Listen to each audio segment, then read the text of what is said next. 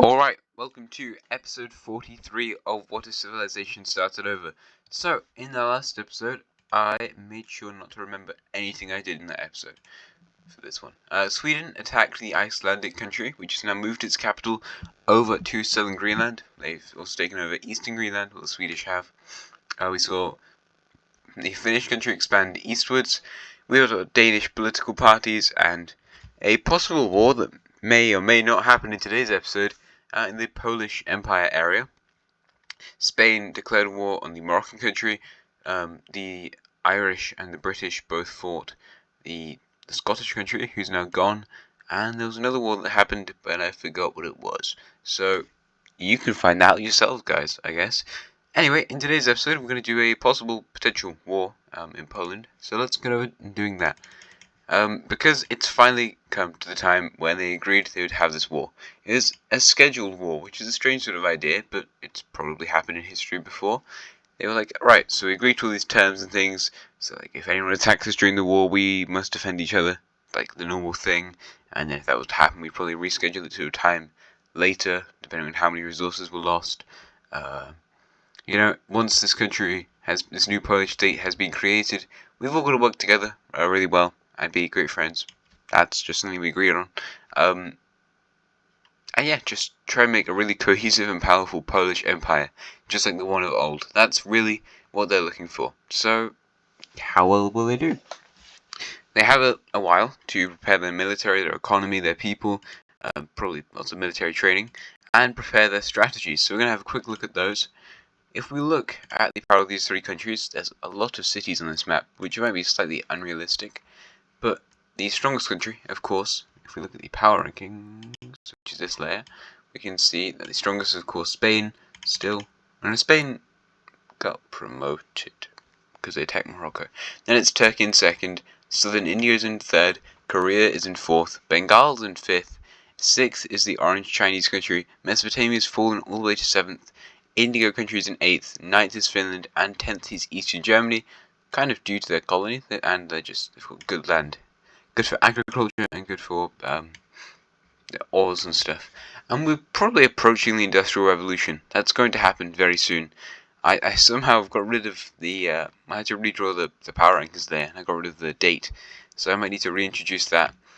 Well, I probably will. But we're somewhere in the 1740s, I would say.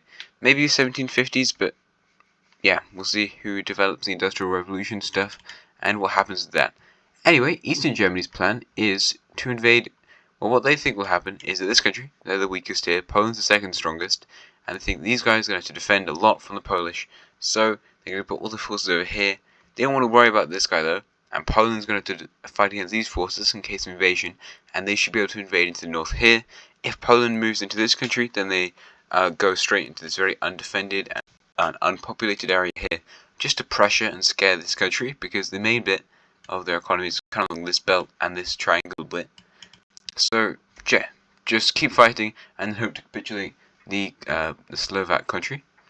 As for Slovakia, they think that Poland's probably going to attack them, so they want to put a lot of their forces along this sort of area to defend from the Polish, but they also think that the blue country and the Polish country might fight each other more likely because of the fact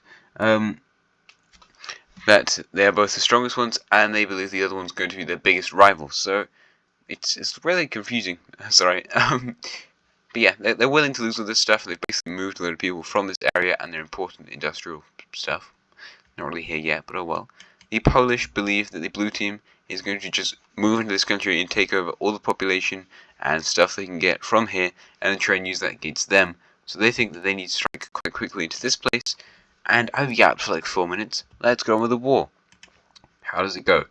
Right, well first off, what the red team's going to be doing is that they realize that Poland has moved their military up here.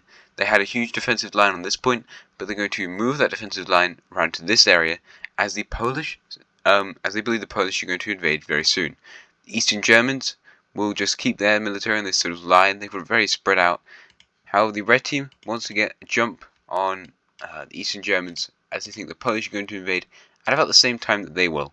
So they try that. They send their military into some of these provinces and aim it towards, let's make their colour slightly brighter, aim it towards capturing this major city in the south here, which they are successful in. they start a second spearhead towards this one. However, the German defensive lines in this area are pretty good, and they manage to push back this bit.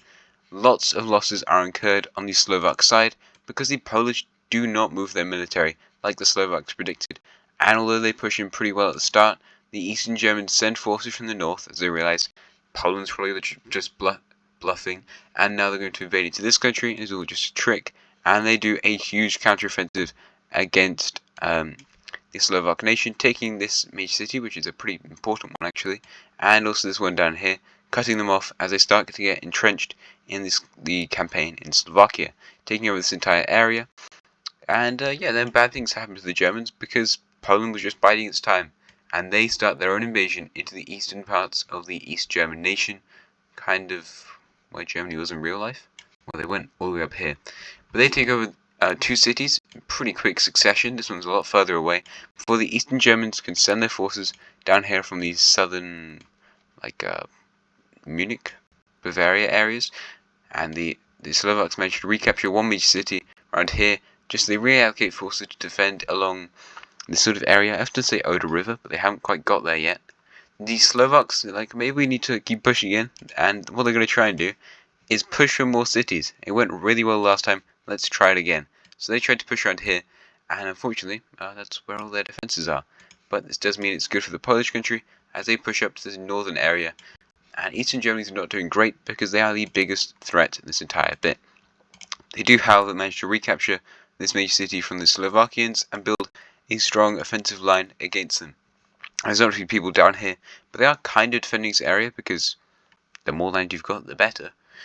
Anyway, Poland is going to withdraw some troops from this area because they realize that it's a lot of stuff they have to deal with to fight there, and instead they're going to move those forces from this area into invading Slovakia.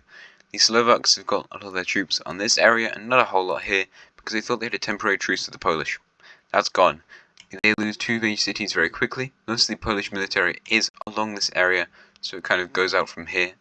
Although they could get important stuff done here. I mean, the Eastern Germans really thought that Poland would try like spearhead for the capital, but nope, that's not what happened. The Eastern Germans will try to jump onto this thing, moving back the Slovaks from this city, and they begin a full-on invasion into this area. However, upon reaching the Polish invasion forces down here, they start to skirmish a lot. The Polish are more prepared, they have less to defend, and they manage to do a pretty good job at pushing back the Germans within the Slovak territory. Slovakia is just sitting here and taking it all, but in the end they will retreat all their forces from this area to go back to their core territory in the south. This is where they were pretty much at their independence, like episode 13. The East Germans now just don't really know what to do. Do they try and take over this area? Because officially they haven't taken it over. But people could go there, like one of these countries could potentially attack, but that goes against their agreement. Poland is losing ground over here as Slovak rebels start to rise up, and eventually we see this small pocket around here develop into its own rebellion because it wants to go back to the Slovakian people. Poland will send forces from this area, leaving them over to the Slovak country instead, like retreating back to them, so they can send forces into this area as they sign a secret truce with them. So like, we won't take your capital city, and we try not to do that if you help us to try and push into the East German country. Basically, both these guys realize that Eastern Germany can fight for a lot longer than they can and hold these fronts a lot better. So, Eastern Germany's going to do that. They move straight into this area and they start to barrel down the front line into Slovakia. Slovakia has lost a lot of their people, a lot of their troops, and all of them, I was going to say manpower, but that is what troops are. However, at about the point they reach this line, the Polish are getting very close to the capital city, so they need to withdraw a lot of stuff, and we see an incredible spearhead reach up, kind of encircling this group, but they can go back to that city, so they retreat from this area. But the Slovakians manage to push all this way, and they finally move into the territory of the Eastern German country. East Germany is like, what is going on? I do not like this world.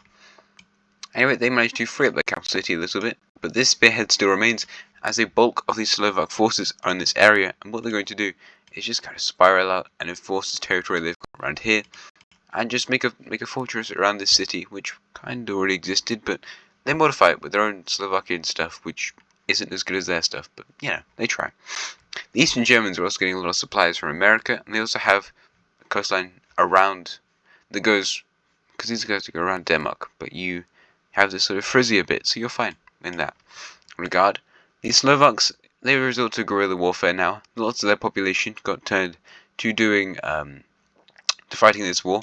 Like Slovakia, Poland, and the German country, they've got people behind, like working and stuff. But these guys, no, they just sent everyone into war, and they send even more people into war at this point. Just everyone's fighting now, and that allows them to do something pretty crazy as they push back across all of this area. Don't worry, I'll fix that in a second. There's some troops captured here, but they're surrounded and taken over. Another city falls, and the Eastern Germans realize they're in a big problem right here. So they need to push back the Polish, make them think about their actions, and they do that by sending in a huge invasion force. They realize they can afford to lose this stuff in the south, so they try to do a massive offensive into Poland. The Slovakians take over this entire area, and their forces are mostly here. So some people are going to be reallocated down to this point, but they just want to defend it. They just try to defend this stuff they've got in the north, because this is what's actually worth it. The Polish start to lose a lot on this front line with Germany, and they're thinking they potentially could get pushed back. But then the Slovakian country makes a major mistake. Do you know what that is? It's invading Poland. They got too cocky. So what they do is they try to make a spearhead towards Poland, and unfortunately the military they're sent in isn't too strong. So what happens is Poland pushes down to this major city with the forces they've still got stationed in Slovak territory, and threaten to cut it off, and in fact that's what they accomplish. It does come with a cost, admittedly, as the Eastern Germans do manage to push Poland back to this point, and even push around into Danzig, Kashubia, that's what that area is Poland's called, and get close to the Polish front line in Slovakia, which in fact they do reach, but oh well. But now this spearhead immediately fails. They can't really connect to these areas in the east, west, they start to get very disconnected, and without proper leadership, as a lot of the military is here, but they start running their own sort of weird military dictatorship thing. They got horses and stuff, but the Polish are like, you tried to take my capital city, you scumbag. Why'd you do that? And they start to focus their efforts on getting Slovakian major cities and important parts of their territory. The Germans, they're currently pushing through the less populated parts of the Polish country, around here, near eastern Poland. I don't know what this area is called. This is Kaliningrad up there, though. And the Polish start to near the capital city of the Slovak state, eventually capturing it and capturing the weird shape they've got around here. They've had for so long. Everyone in this area kind of just retreats to this major city down here in the south, as the Polish manage to capture all this stuff. The forces right over here try to push back, and they take one major city, but they don't really deem it worth it. Instead, what they want to do is destabilize Eastern Germany, who they believe made them resort to this. So can't really connect with the other guys. And yeah, they cause a lot of problems. The Eastern Germans were expecting them to fight this well, and in fact what they do is they reach towards the German capital very closely. This allowed Poland to alleviate some of the stress on their western border as they push back here, taking a majority of their captured major cities back. And finally in the south we see the Polish conquer this territory right here. So that's gone, and now they can probably start their invasion back, taking this major city, and also to here. They don't really want to fight the guerrilla warfare people, because that's not the priority at this point. This city is a very important strategic and defensive one. It was made strong by the Danes. The Danes own this bit, I'm pretty sure. Wait, let's check. No, they didn't.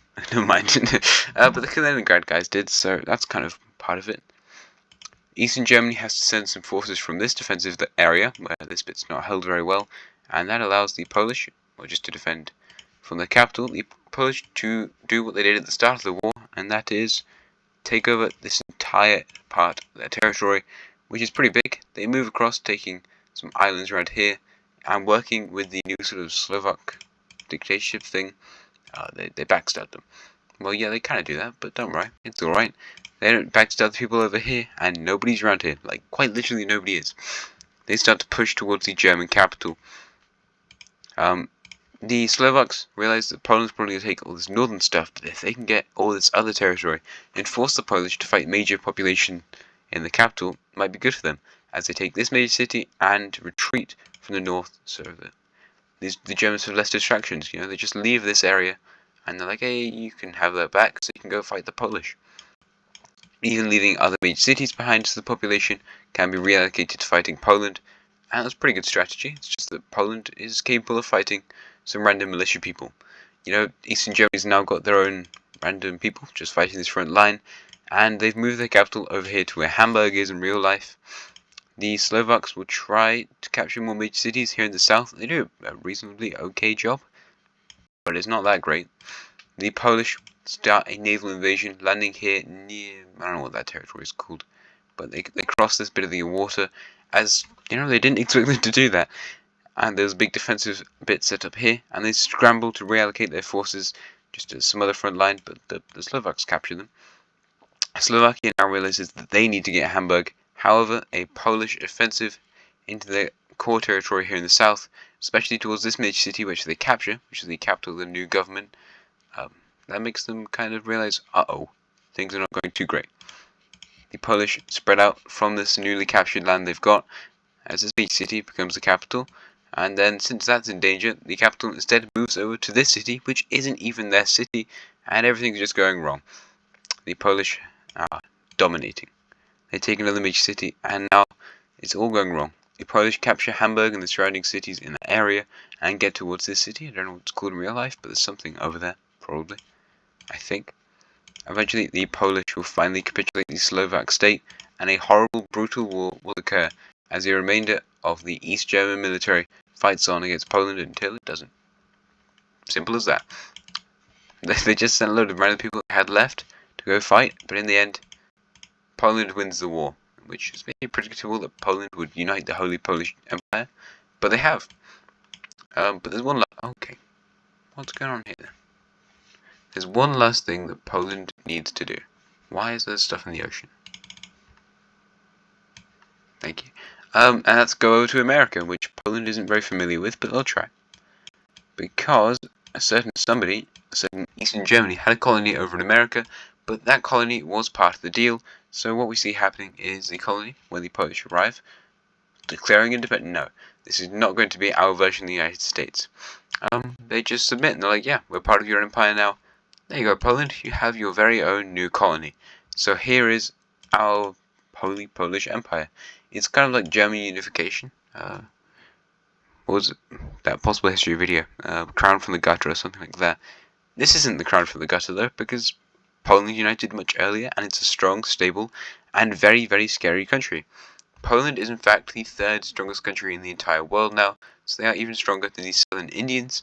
Not stronger than the Spanish or the Turkish, but they could potentially get up there. We'll see. Speaking of India sort of area, we're going to go to Bengal, because Bengal is very much more focused on colonization. They take over the Sulawesi area. I mean, more focused on colonization than the Red country. The Southern Indians are like, we'll just grow and develop our economy rather than expanding our nation, but you do you, man. So there's that. And let's go do another war, because I feel like it. The Euralia country. I don't know what to call this country other than Euralia. They're just kind of big blob in Russia. Tatarstan somewhere over here, so they could be that. But no, you're Euralia, because that's a cool word. And they are going to be invading a country who broke away from them a while ago, like episode, I want to say 27, but I'm not really sure. And that is, of course, this pink Volga country, down the Volga River, which is that massive one. I finally learnt the name of this stupid thing. So yeah, they just invade towards the river. They invade on either side, taking lots of these different tributaries and rivers alongside of it, and it's one big river. They take this major city pretty quickly and manage to capitulate this entire eastern area. They are a lot stronger than this country. They take another major city and they just send some ships down the river and take the capital. The pink country hasn't really done anything with this nation since it got its independence. I don't really know what its ideology is. I don't really care. It was just a normal monarchy, whilst Euralia was an absolute monarchy. So I don't know who's the good character in this. Damn it! Why'd you do that? Oh, this is it's an actual map. Why? Why are these all actual maps? I can't find... Oh, I see what I'm doing. I'm stupid. Oh my god. Alright, sorry about that, guys. I'm a moron. No, there's probably loads of dots everywhere now, but we don't worry about that. I just wanted to delete their ideology thing, so that's gone. Here in Poland, of course, it stays as a normal monarchy. It could become like a triarchy. That would be cool, but it's not going to. There's a theocracies over here. I haven't really looked at that in a while, but that will become more important as we go into the future. These countries are all absolute monarchies. You're just a normal monarchy. So most of these guys, a lot of Polish Central Asian absolute monarchies, kind of because of this country, Persia. Mesopotamia is very mixed, or Arabia, I mean. That's Mesopotamia. This is Arabia. And yeah, Western Europe's just still got those post-France states, which I quite like. I think that's an interesting sort of idea, because the rest of the stuff, like Eastern Europe, has managed to solidify a bit more, especially in this episode. Giant Polish Empire in the world. But Western Europe hasn't done that as quickly because of the fact that France broke away like episode 20. So, yeah. That's probably where I'll leave it in today's episode, however. Pretty fun episode. I mean, it wasn't super interesting. You know, we just had a big war in Poland. But now we can think about what Poland's going to do in the future. Whose side are they going to join? Are they going to do anything with this colony? Is the nation fully stable? I mean, are they going to become a super global power? These stupid circles going to keep appearing everywhere? I don't know. And also, what's the next big war from this? It's going to be a really big one. Pretty cool one, actually. So, yeah, thanks for watching today's episode. Like, subscribe, and comment what you want to see in the future. And I'll see you again next time. Goodbye.